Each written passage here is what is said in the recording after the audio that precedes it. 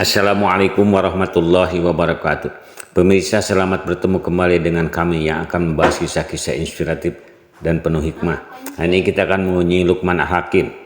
Diceritakan dari Sa'id bin Al-Musayyab bahwa Luqman berkata kepada anaknya, "Wahai anakku, apapun yang menimpa dirimu, baik yang engkau suka maupun yang engkau benci, maka tanamkanlah dalam hatimu bahwa itu adalah yang terbaik bagi dirimu."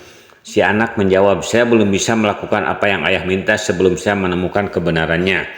Luqman berkata, "Wahai anakku, Allah telah mengutus seorang nabi. Mari kita pergi menemuinya karena dia dapat memberikan penjelasan mengenai apa yang tadi ayah katakan kepadamu."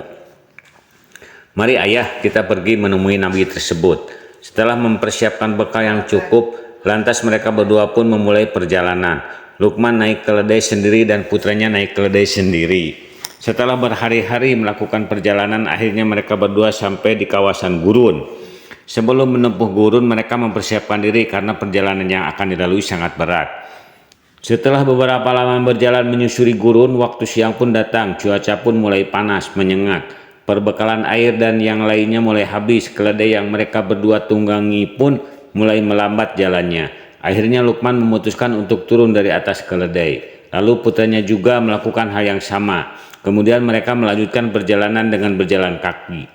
Ketika sedang berjalan, Luqman melihat bayangan hitam dan asap mengepul di kejauhan. Bayangan hitam berarti pohon dan asap berarti wilayah pemukiman berikut penduduknya, kata Luqman dalam hati. Pada saat mereka mempercepat langkah kakinya agar cepat sampai, putranya menginjak pecahan tulang hingga tembus ke atas. Lalu dia pun jatuh pingsan, sementara Luqman tidak menyadarinya. Dia baru mengetahui keadaan putranya jatuh pingsan setelah dia menengok ke belakang. Melihat putranya jatuh, Luqman langsung bergegas menghampirinya, memeluknya dan berusaha mengeluarkan tulang tersebut dengan gigi-giginya. Lalu dia menyobek sorban yang dia pakai untuk digunakan membalut lukanya. Luqman memperhatikan wajah putranya, kedua matanya menangis dan ada tetesan air matanya yang jatuh di pipi anaknya. Hal itu membuat anak siuman. "Wahai ayah, kenapa engkau menangis? Sementara ayah bilang bahwa apa yang saya alami ini lebih baik bagi saya," kata sang anak ketika melihat ayahnya. "Bagaimana bisa ini lebih baik bagi saya? Sementara bekal makanan dan minuman sudah habis sedang kita berada di tengah gurun pasir seperti ini. Jika ayah pergi melanjutkan perjalanan sendiri dan meninggalkan saya seperti ini, pastinya ayah akan selalu dirundung duka dan kesedihan dimanapun ayah berada. Akan tetapi jika ayah tetap di sini bersama saya, maka kita berdua akan mati. Lantas bagaimana semua ini lebih baik bagi saya," kata si anak melanjutkan ucapannya itu. "Anakku, saya menangis karena perasaan kasih sayang ayah kepada anaknya. Sungguh andaikan bisa, saya akan menebus dirimu dengan segala apa yang ayah miliki dari dunia ini. Adapun pertanyaanmu bagaimana bisa ini lebih baik bagimu, maka barangkali musibah ini menyelamatkanmu dari malapetaka yang mungkin jauh lebih besar. Barangkali musibah yang menimpamu ini jauh lebih ringan dari musibah yang dijauhkan darimu itu," kata Luqman kepada anaknya. Ketika sedang berbincang dengan anaknya seperti itu, Luqman melihat ke arah depan dan ternyata dia tidak lagi melihat lagi bayangan hitam dan kepulan asap. Kepulan asap dan bayangan hitam telah lenyap. "Saya tidak melihat bayangan hitam dan kepulan asap lagi, tapi sudahlah, barangkali Allah mempunyai rencana yang lain." Ketika sedang merenung seperti itu, tiba-tiba terlihat dari kejauhan sesosok penunggang kuda berwarna putih dan hitam. Sosok itu mengenakan pakaian putih dan sorban putih yang melambai-lambai terkena terpaan angin. Luqman terus memperhatikan sosok tersebut. Ketika sudah dekat, tiba-tiba sosok itu menghilang dari pandangannya. "Apakah engkau Luqman?" tanya sosok tak kasat mata tersebut. "Al-Hakim yang bijak itu?" tanya sosok itu. "Seperti itulah orang-orang bilang," jawab Luqman. "Apa yang dikatakan anak yang kurang arif itu kepadamu?" tanya sosok itu. "Wahai hamba Allah, siapakah engkau sebenarnya? Saya hanya mendengar suaramu tanpa bisa melihat sosokmu," tanya Luqman kepada sosok tersebut. "Saya Jibril, hanya malaikat muqarrabin atau nabi yang diutus yang bisa melihatku. Oleh karena itu engkau tidak bisa melihatku," kata sosok tersebut yang ternyata adalah malaikat Jibril. "Apa yang dikatakan oleh putramu yang kurang arif itu?" tanya malaikat Jibril kepada Luqman. "Jika engkau malaikat Jibril, tentu engkau lebih tahu dariku apa yang dikatakan putraku," kata Luqman membatin dalam hati. Jibril berkata, "Saya tidak tahu apa-apa mengenai kalian berdua. Saya hanya disuruh melindungi kalian berdua. Tuhanku memerintahkan kepadaku agar melenyapkan kota tersebut berikut orang-orang yang ada di dalamnya. dan apa yang ada di sekitarnya. Lalu saya berdoa kepada Allah agar menahan engkau berdua yang ingin pergi ke kota tersebut. Saya minta kepada Allah agar engkau berdua tidak berada di kota tersebut ketika saya menghancurkan kota tersebut. Akhirnya Allah menahan engkau berdua di sini dengan cara membuat putramu mengalami musibah tersebut. Seandainya Tuhanku tidak membuat putramu tidak mengalami musibah tersebut, niscaya engkau berdua sudah ikut lenyap di telan bumi bersama para penduduk kota tersebut. Kemudian dia mengusapkan tangannya pada kaki putra Luqman yang terluka. Saat itu juga lukanya langsung sembuh dan dia bisa berdiri seperti semula. Lantas Jibril juga menyapu wadah makanan dan minuman milik Luqman. Ketika itu penuh dengan makanan dan minuman.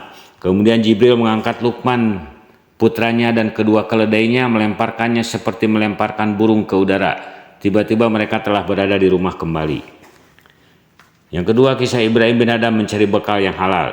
Diceritakan dari Ibrahim bin Adham, dia berkata, saya bertanya kepada beberapa syekh di mana saya bisa mendapatkan sesuatu yang halal. Mereka berkata, jika engkau menginginkan sesuatu yang halal, pergilah engkau ke negeri Syam. Lantas saya pergi ke negeri Syam dan singgah di beberapa daerah dengan harapan bisa mencari sesuatu yang saya cari. Saya bertanya kepada beberapa syekh dan mereka menjawab, jika engkau ingin mendapatkan sesuatu yang halal, pergilah ke Tarsus. Lalu saya pun pergi ke Tarsus di mana saya sempat mengalami kesulitan hidup. Lalu saya pergi ke Ablah untuk mencari pekerjaan. Kemudian ada seseorang datang menghampiri dan menawarkan pekerjaan kepada saya sebagai penjaga dan pemelihara kebunnya. Saya pun menerima tawaran tersebut. Sejak saat itu saya tinggal di kebun orang tersebut. Kemudian pada suatu hari pelayan dan pemilik kebun datang ke kebun bersama beberapa orang. Lalu mereka duduk di tempat yang biasa digunakan di sana dan memanggilku. Si pelayan memanggil, wahai pemelihara kebun. Ya, saya datang, jawabku. Tolong ambilkan kami buah delima yang paling besar dan paling lezat, kata pelayan kepadaku. Lantas saya mengambil keranjang dan pergi mencari buah delima seperti yang diminta oleh si pelayan. Beberapa saat kemudian saya kembali sambil membawa beberapa butir buah delima berukuran besar. Lalu mereka memecahkannya dan mencicipinya. Ternyata buah delima tersebut rasanya asam. Wahai penjaga kebun, tidakkah engkau malu kepadaku? Engkau sudah bekerja beberapa lama dan memakan buah-buahan yang ada di sini, tapi engkau belum bisa membedakan mana buah delima yang manis dan mana yang masam, kata si pelayan kepadaku. Demi Allah, sungguh saya sama sekali tidak bisa mengenali dan membedakan mana buah delima yang manis dan mana yang masam. Saya tidak pernah sedikit pun makan buah yang ada di kebunmu ini, jawabku. Lalu dia menoleh kepada kawan-kawannya dan berkata, apakah kalian pernah mendengar perkataan yang lebih mengherankan dari apa yang disampaikan oleh pemelihara kebun ini?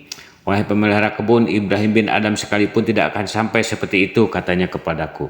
Pada hari berikutnya si pelayan itu kembali datang dengan banyak orang. Melihat banyak orang yang datang berbondong-bondong, saya lantas paham bahwa si pelayan telah menceritakan kejadian kemarin kepada orang-orang dan ingin berjumpa dengan saya. Mereka pun masuk ke dalam kebun, sementara saya bersembunyi di balik pohon. Setelah mereka mulai masuk ke dalam kebun, maka saya langsung ikut membaur bersama mereka untuk menyembunyikan identitas saya dari mereka. Lalu secara diam-diam saya berjalan keluar meninggalkan kebun. Ketika mereka berjalan masuk ke dalam kebun, saya langsung lari menghindar dari mereka dan tidak mau lagi bekerja di kebun tersebut. Ad-Dinawari dengan seorang laki-laki fakir. Diceritakan dari Abdullah Ad-Dinawari bahwa dia berkata seperti berikut. Hari itu saya sedang duduk-duduk ketika ada seorang laki-laki fakir datang menemuiku. Kondisi orang itu mengenaskan dan tampak jejak kemelaratan pada dirinya. Melihat hal itu lantas dia tergerak untuk memberinya sesuatu.